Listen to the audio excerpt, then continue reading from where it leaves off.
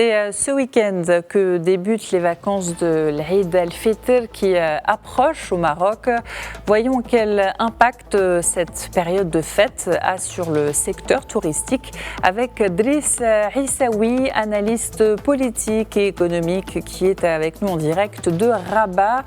Bonjour à vous et merci de prendre le temps de répondre à nos questions.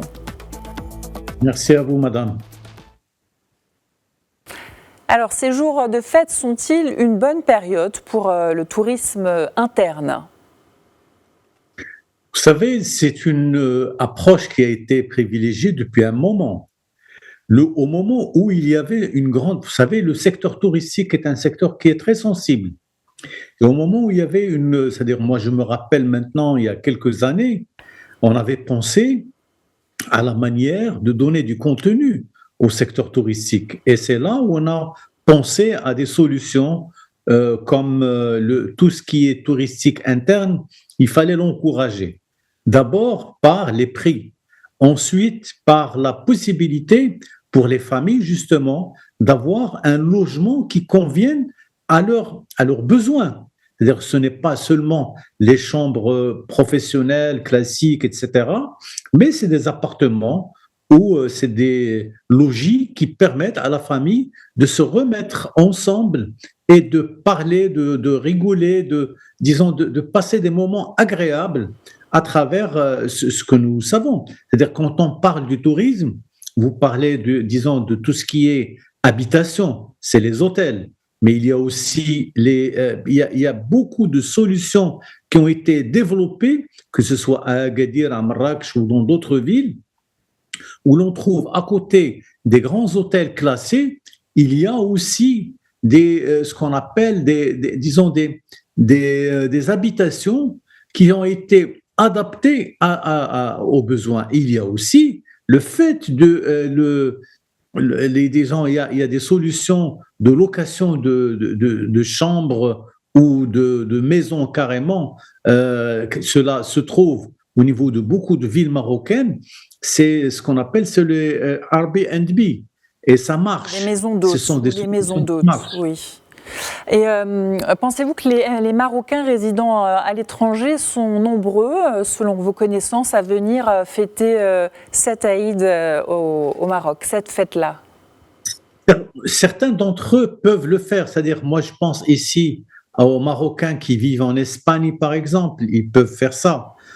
Mais dans les autres pays, c'est un peu plus compliqué parce que nous sommes au début de l'année et ce n'est pas un mois qui est facile où les gens peuvent prendre des vacances, mais ceux qui ne sont pas loin peuvent justement se permettre de faire un séjour au niveau de certaines villes avec la possibilité d'avoir un logement agréable. Et c'est des logements qui sont capables, on est capable de les présenter et de les donner aux Marocains à des prix attractifs. Et nous avons remarqué cette année que le nombre de personnes, de visiteurs, de touristes, il a atteint quelque chose comme 17 millions et demi durant le mois dernier, ce qui est énorme. Et alors, pourquoi ? Monsieur Issaoui, comment cette offre touristique dont vous parlez s'adapte-t-elle à la nouvelle génération de voyageurs ? Et là, je parle des jeunes. Quelles sont leurs demandes particulières par rapport à leurs aînés ?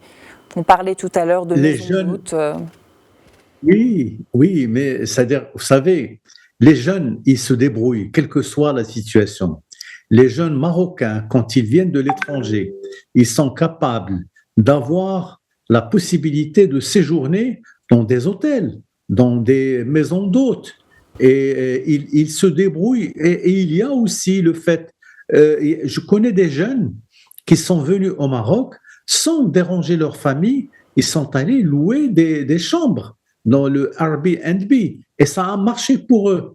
Et ce ne sont pas des prix exorbitants, au contraire, ce sont des prix qui s'adaptent aux moyens des jeunes, parce que les jeunes n'ont pas toujours la possibilité d'avoir des chambres de grande qualité ou disons à un prix exorbitant, mais ils peuvent le faire. Marrakech reste-t-elle la ville la plus visitée par les touristes? Et là, je parle des touristes nationaux et étrangers. Ou quelles autres villes suivent la ville Ocre comme destination privilégiée? La ville ocre, c'est l'essentiel. Vous savez, c'est une ville qui a un pouvoir d'attraction extraordinaire de ce qu'on peut appeler, c'est-à-dire que ce soit pour les Marocains, pour les étrangers. Vous savez, même à Marrakech, il y a des gens qui sont capables de faire un aller-retour avec un avion juste pour passer 2, 3 jours. C'est-à-dire à partir du vendredi, samedi, dimanche, lundi matin, ils sont déjà retournés à Madrid ou à Paris ou disons aux grands pays européens avec lesquels qu'est-ce qui nous sépare? Ce sont 2 heures d'avion, 2 heures d'avion, 3 heures maximum. Et on est véritablement au cœur de la civilisation marocaine. Et Marrakech, c'est l'une des villes les plus belles aussi, qui a beaucoup d'atouts. Une dernière question, oui. Une dernière question, nous sommes pris par le temps. Une dernière question sur la Royal Air Maroc et China Southern qui ont annoncé cette semaine renforcer leur connectivité entre l'Afrique et la Chine. Plus largement, le marché asiatique représente-t-il une priorité pour le secteur du tourisme marocain? Vous savez, le fait d'avoir fait cette convention avec les Chinois, c'est quelque chose d'extraordinaire. D'abord, parce que le marché chinois est un grand marché.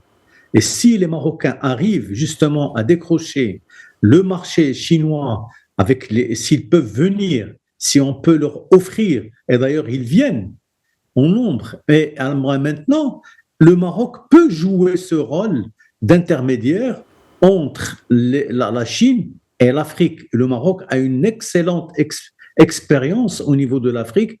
Il peut aider justement les Africains à aller très loin en termes de séjour. Et les Marocains sont capables d'offrir aux Chinois tout ce qu'ils désirent, que ce soit ici au Maroc ou à travers eux au niveau des pays africains. Merci beaucoup Driss Issaoui, analyste politique et économique. Vous étiez en direct avec nous depuis Rabat. Merci à vous. Merci.